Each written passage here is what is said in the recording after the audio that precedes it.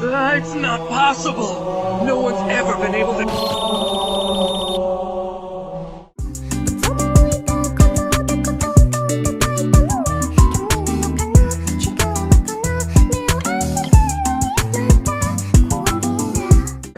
This is my deck profile for the unofficial official Jett Kuso tournament. I got 3rd place in it. There's a deck profile up on my friend's channel, Spanish for Cheese. It was kind of hectic. I was tired. I felt like I didn't really explain the deck as much as I wanted to. So I kind of wanted to do it here. Just kind of explain my reasoning for card choices and maybe what I'd do differently. So my lineup here was the Fangzor, Hydorous Ultra. I played Gargonoid Ultra over something like a Hydorous Ultra because I was more scared of Inferno Wings and Hot Potato than I really should have been. I know that some of the people in my shop use Hot Potatoes and Inferno Wings, and I was more afraid than I should have been of those cards. They're not necessarily great now that rerolls exist, and I play quite a few rerolls in this deck, so I really shouldn't have been so afraid of those cards. And even the entire tournament, I had Inferno Wings used on me once, and I immediately rerolled, and it didn't do anything to me. So I really shouldn't have been as scared as I was. But I mean, Gargonoid Ultra is pretty good. You know, he's hitting a pretty good B power on his own. I think he's just underneath Hydorous Ultra, like 100 under or something like that. I don't want to do math right now for it. He gets up just around Hydorous Ultra, and if you are Inferno Wings or Hot Potatoed, you know, you're sitting clean at a nice 700 instead of measly 200 with Hydorous Ultra. So that was my thought process behind it all. And I mean, it worked. He was putting in work in the tournament. Otherwise, yeah, this is the lineup, and I'll show you the rest of the deck here. So to start off, why is this not in order?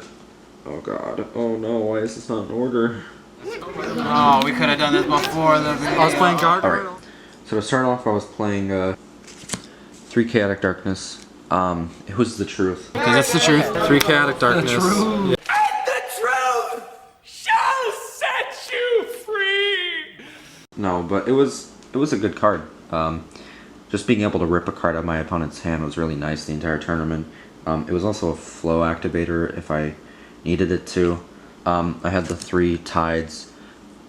It's easily replaced by that new card from Age of Aurelus now, but it's a good card. It was doing work the entire tournament. And then I had 3 Deep Dive. Drawing a card and re-rolling for 1 is pretty solid. And then for the 2s, I was playing 3 Mind Slip.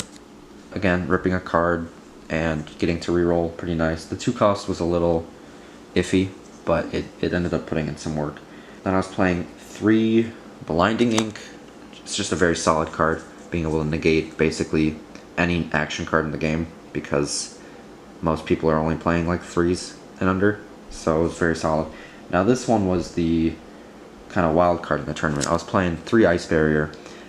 In testing up to the point of the tournament, I was playing Stone Skin here, and I was not a fan of it. I maybe used it once in all of my testing at locals with a friend of mine before the tournament, and I just was not a fan. So we were looking at cards. We were looking at like Dark Depths. We were looking at, or Dark Waters. We were looking at, you know, just a bunch of different cards, and I ultimately decided to do Ice Barrier just because I feel like I struggle a little bit in the early game for that early B power. So granted, I'm already pretty high B power with my guys, but just in case I needed to get up a little bit, and this definitely put in work the entire tournament, so that was pretty nice.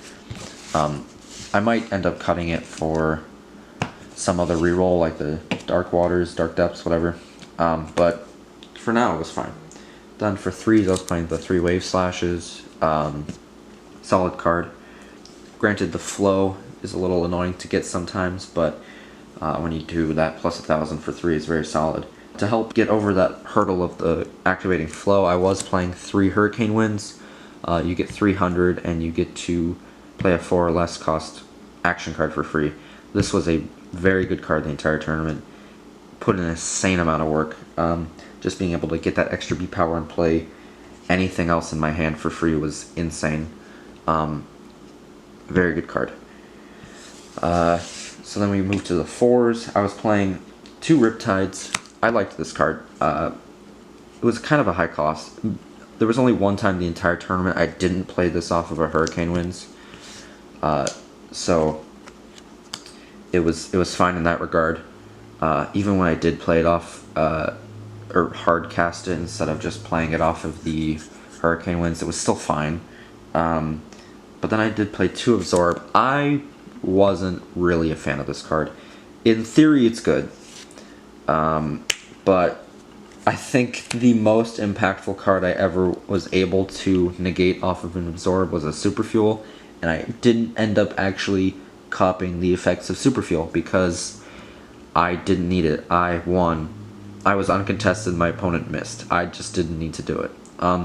This will probably be replaced by the new card Sinkhole out of Age of Aurelus that negates an action or hero card, because heroes are probably going to be pretty good with this new set. But yeah, this didn't perform as well as I'd hoped it would. But in theory, it's good. It's just that in practice, it wasn't as great. So that was it for the actions. So now I was playing Evos. I played in the deck were the 3 Fangzors. High cost, so it was kind of slow. But just being able to draw 3 was really good.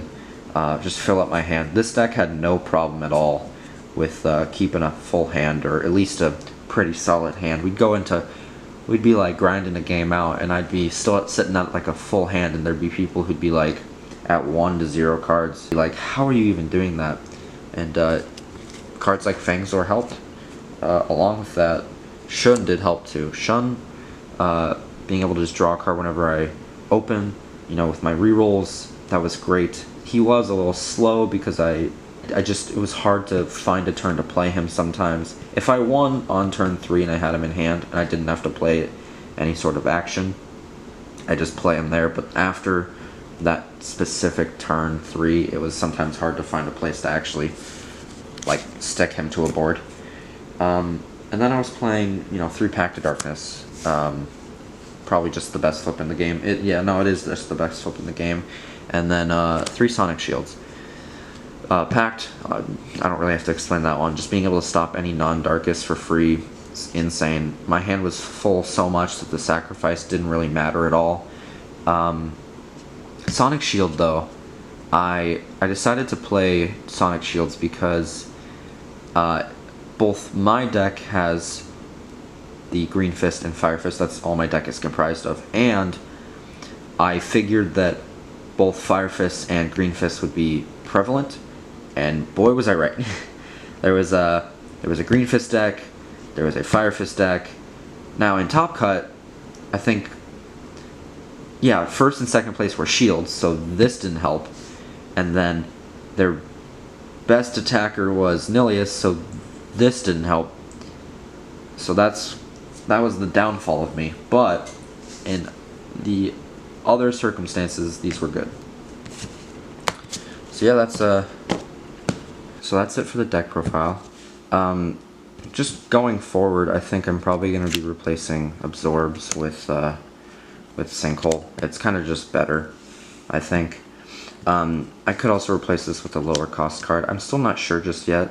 I'm going to have to test it and see, but Sinkhole seems like a very promising card. And then, I don't know, I'm still on the fence about the Ice Barrier. In practice, it was very strong. But I feel like I might want the 3 Dark Waters just to abuse Shun. So we're going to have to test that and see. But I think both the Ice Barrier and the Dark Waters would perform very well. But yeah. Alright, well, thank you for watching my deck profile. If you liked it, please subscribe. Please like, comment, share, whatever you want to do. And I'll see you next time.